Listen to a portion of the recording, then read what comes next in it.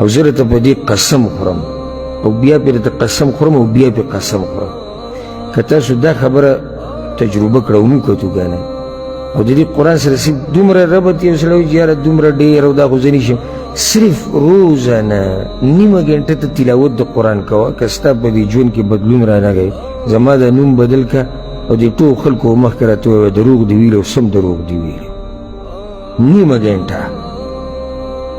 دا فیسبوک او ټیک ټاک باندې چې کم ټیم تیری دا لږ راکم که خفه نه شي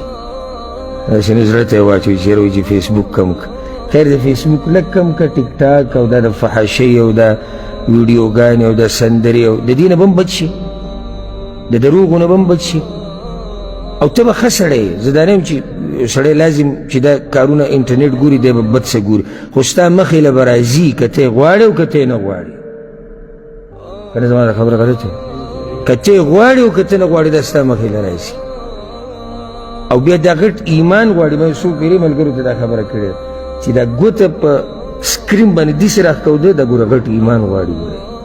داسې وړې خبرې نه دي چې ستا مخې ته د زنانه تصویر راشي ویډیو راشي فلم سندر راشي او ته دا داسې بره کړې که نه دا ګوره ایمان غواړي که ته دا وایې چې زما ګوته خو خوځي دا د زور خبره نه ده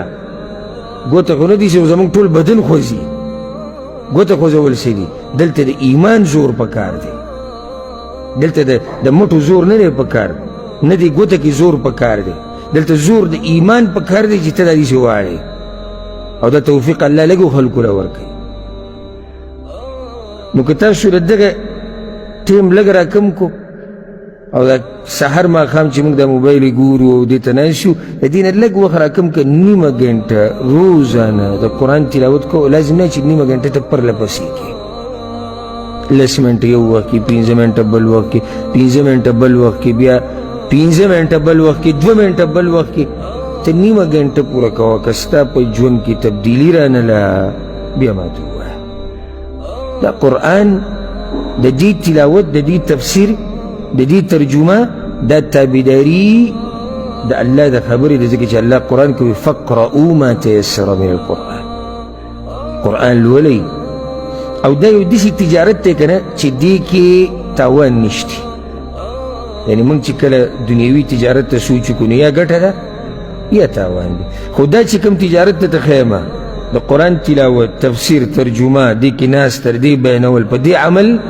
په دې کې ضرب برابر تاوان نشته او الله په قرآن کې وایي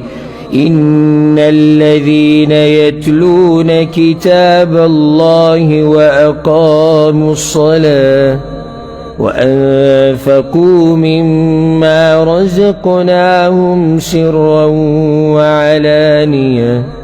كم خلق چې د الله کتاب لولي وګوته کوي او د منځه پابندي کوي او مال لګوي په پټ او په ښکاره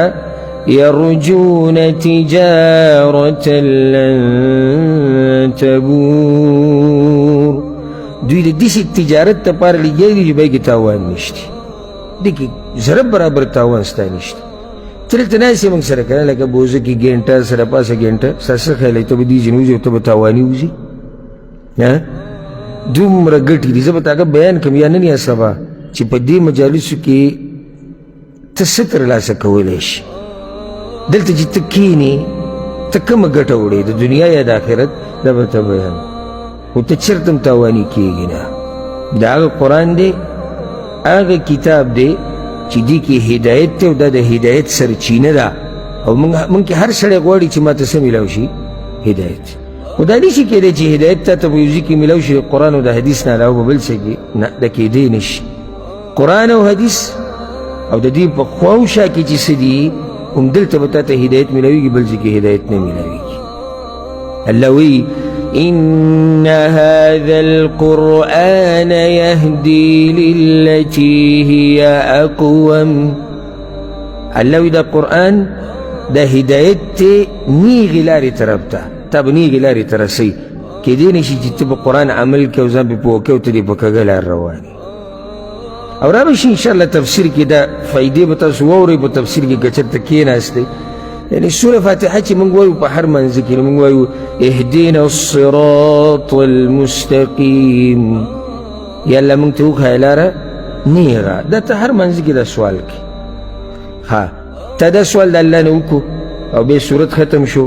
او بیا بل سورت شروع شو سورت البقرة الف لام میم ذلك الكتاب لا ريب